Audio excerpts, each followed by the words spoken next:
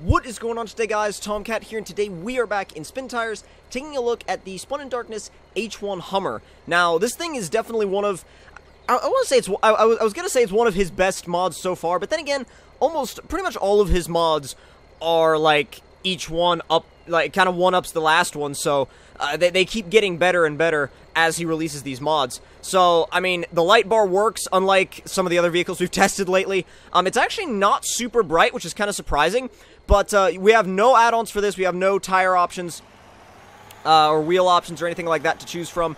So, it's pretty much, and actually, let me just turn the sound down just a tiny little bit and disable the motion blur. I had to uninstall and reinstall Spin Tires because a lot of the time, when you test mods a lot, you end up having to uninstall and reinstall the game all the time due to the fact that some mods will screw your game up and completely just crash it and ruin it.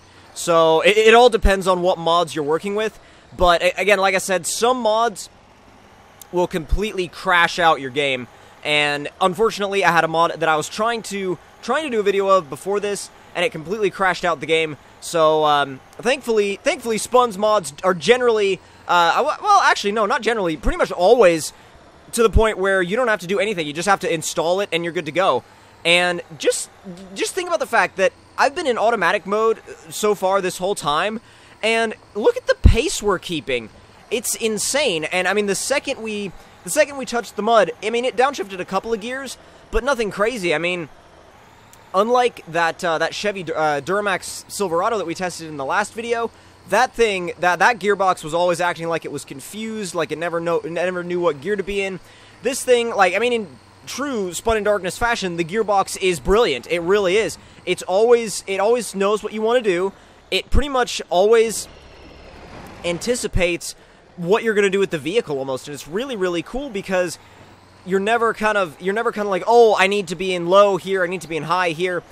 The automatic gearbox just pretty much does whatever it needs to do for whatever you're trying to do with the vehicle. I mean, even if you're going up a super steep hill like this, sometimes, yeah, you may need to use low or high, but for general purpose off-roading, the automatic gearbox in this thing does really, really well. I mean, again, same as most of Spun's vehicles, the automatic gearbox is great.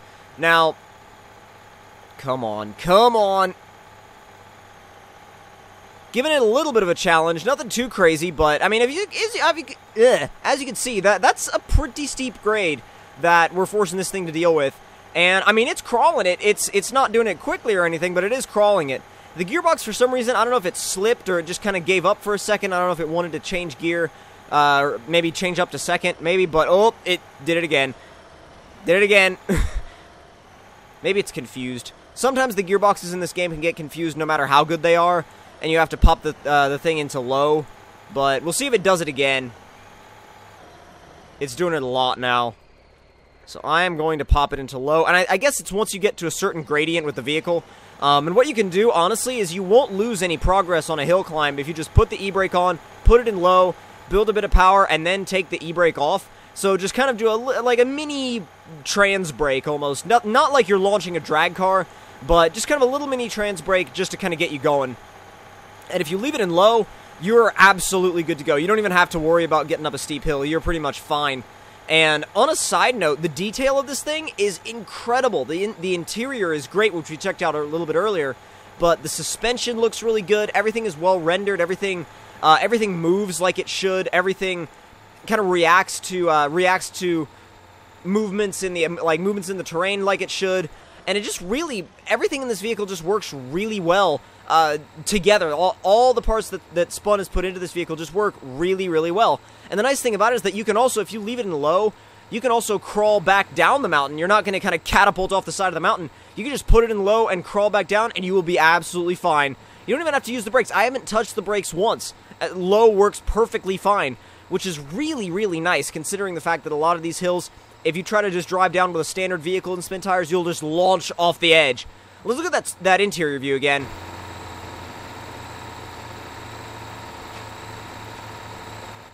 It's a tiny bit blurred, honestly, but it's really, really good. If you ignore the fact that it's a little bit blurred in there, it ends up being one of the best interiors I've ever seen in Spin Tires. And I mean, if you want to go quickly, you're going to have to put it in auto. High isn't that quick, to be honest, but, I mean, it really, you have a transmission mode to, you know, for whatever you want to do with the vehicle, so you're never really lost for what to use as far as transmission settings. Or gears, I should say. Not really gears, ranges. That's the word I'm looking for.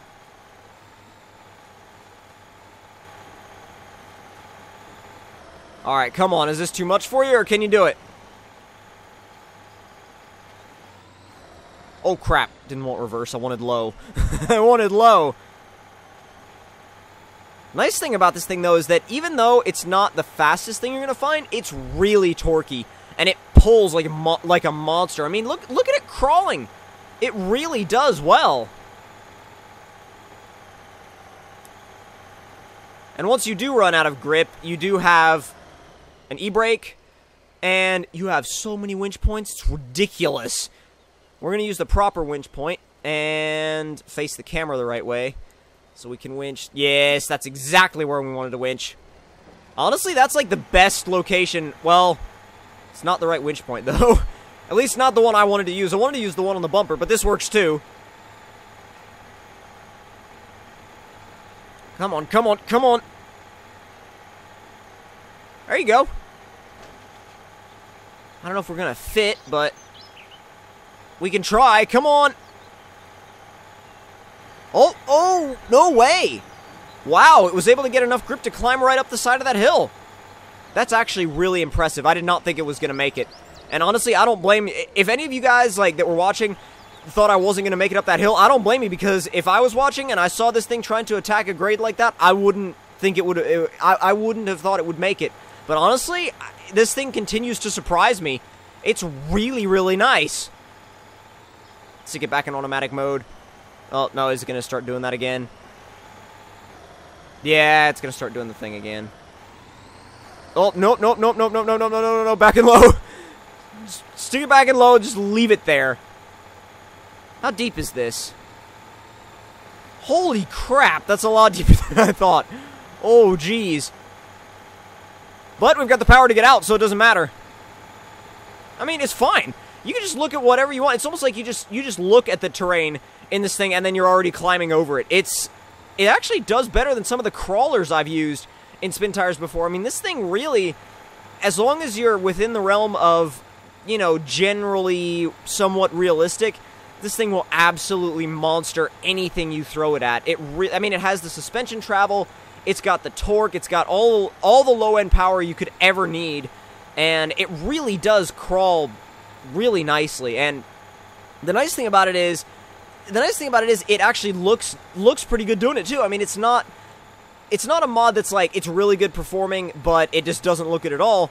But it's also not a mod where you know that they only put the time into making the mod look good and didn't really put any time into the performance. This thing has had an equal amount of time put into both the looks and the performance, because, I mean, it shows. It really does, because it's a really high detailed mod, and we're out here doing this. I mean, you'd be hard-pressed to get an 8x8 back here. I've tried. It's really, really hard. In fact, where we are right now, I've never gotten an 8x8 back here. I'm sure you could if you tried hard enough, but honestly, it wouldn't be as easy as it is in this. It really wouldn't. Now, we're going to try just one more thing before we finish this test up, but I feel like this thing will be able to do it, but I'm not sure yet. I don't know. We're going to try it without winching, and we'll see what happens. But if it makes it up this without winching, then I will be extremely impressed. I don't think it's going to make it without winching, though.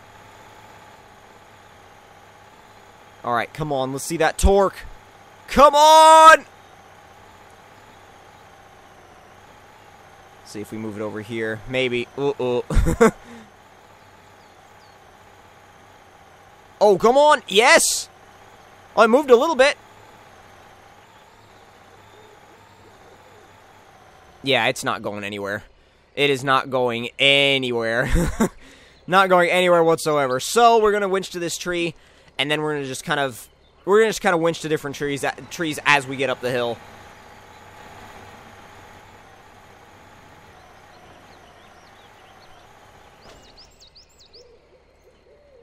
See. Oh, yeah, okay. Plenty of winch sources to use.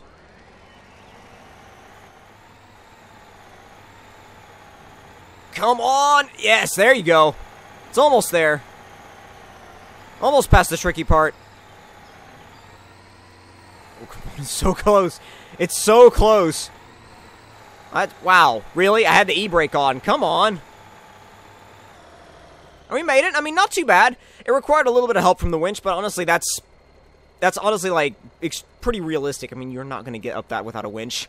Unless you have a, you know, one of those Icelandic trucks that goes up a cliff. But, if you guys enjoyed this test, then don't forget to leave me a like. Tell me in the comment section down below what you guys thought of it. And if you're new to my channel, don't forget to subscribe for more. And I will see you guys in the next one. Talk to you guys later.